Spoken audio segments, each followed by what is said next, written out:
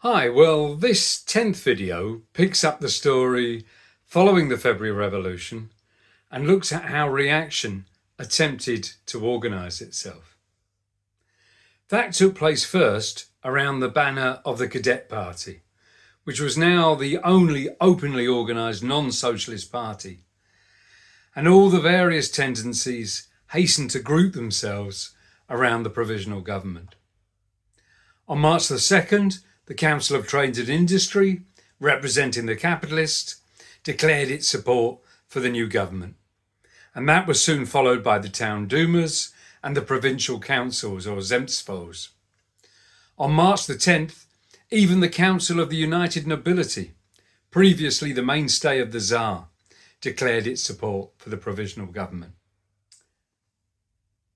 The possessing classes began, first cautiously and then more and more boldly, to campaign for a single sovereignty, blaming all disorders and difficulties upon the existence of the Soviet in parallel to the provisional government.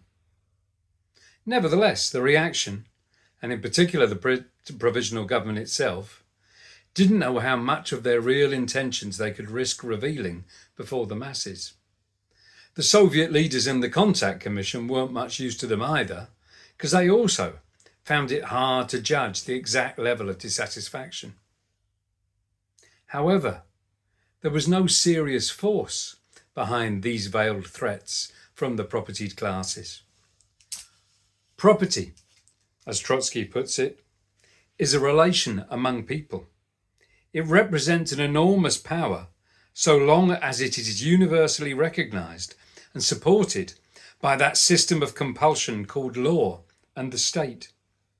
But the very essence of the present situation was that the old state had suddenly collapsed, and the entire old system of rights had been called into question by the masses. The new ministers took over the Tsarist apparatus, but found that its rule was no longer obeyed.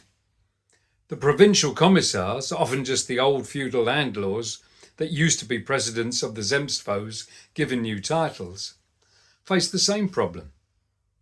They took possession of the clerks, typewriters and chiefs of police, only to find that real power lay with the Soviets. And in some ways this was even more true in the provinces, where the local Menshevik and social revolutionary leaders hadn't always grasped the apparent requirement to renounce their power as quickly as their colleagues in Petrograd. In the factories, the workers were regarding themselves more and more as the proprietors. In the country, the peasants began to look with an ever more determined eye at the landlord's land.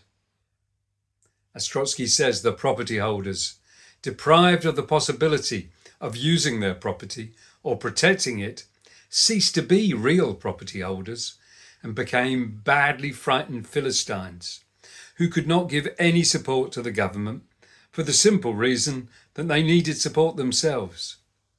And they soon began to curse the government for its weakness, but they were only cursing their own fate. In truth, the provisional government's only real support came from the compromise leaders at the top of the Soviet, and without it, the government could not have survived. The government continued with the policy that they had adopted up to then, which was to make as few reforms as possible. As early as March the 1st, Karylov, the Minister of the Interior, had issued an order for the arrest of all police officials, but this was, if anything, merely a means of ensuring that these hated men were given refuge from the masses in the jails. Similarly, the decree of amnesty on March the 8th was a belated gesture, since by then prisons had been opened by the people all over Russia. Kerensky, in a moment of revolutionary zeal, actually carried out a resolution of the Soviet EC, introducing representatives of the workers and soldiers as members of the courts of justice. However, the supposedly socialist lawyer Demyanov decided that the measure would not be carried out, since the policies of a revolutionary government ought never to offend anybody unnecessarily. As Trotsky notes, that was at bottom the guiding principle of the whole provisional government, which feared most of all to offend anybody from the circles of the possessing classes, or even the Tsarist bureaucracy. To be sure, the masses might be offended, but that was the Soviets' business. The masses did not enter into the field of vision of the provisional government. Now, about the only worthwhile measure to be produced in those days was the famous Order No. 1, a charter for the freedom of the Revolutionary Army. It had been passed by the Soviet in the heady days of revolution at the dictation of the mutinous soldiers.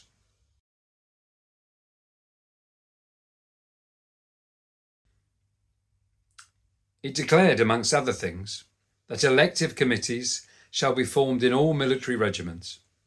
Soldiers' deputies should be elected to the Soviet.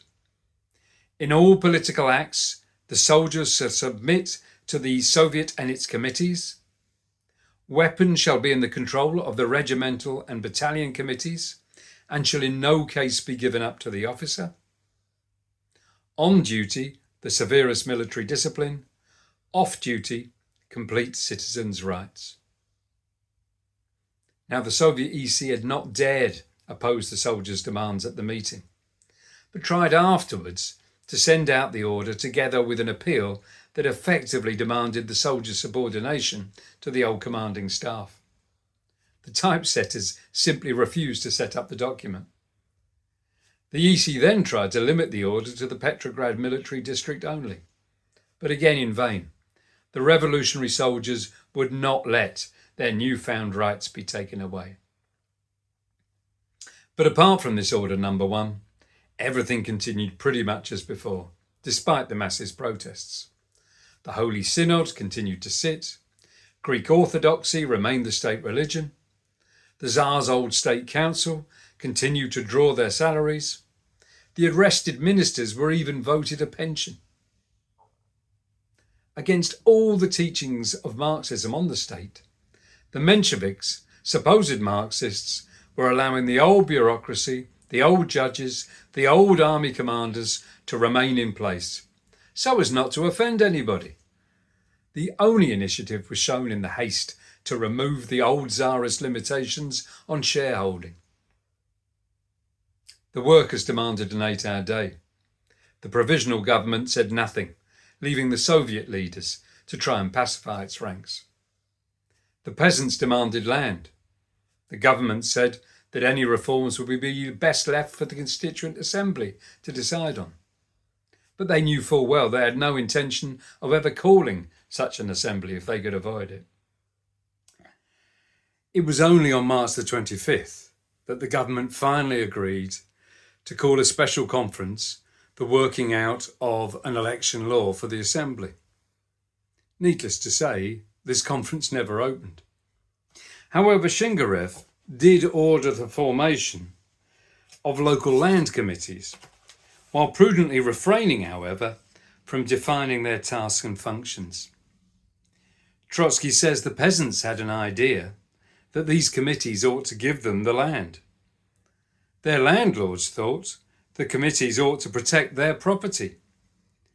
From the very start, the Muzhik's noose, the nickname for a peasant, more ruthless than all others, was tightening round the neck of the February regime.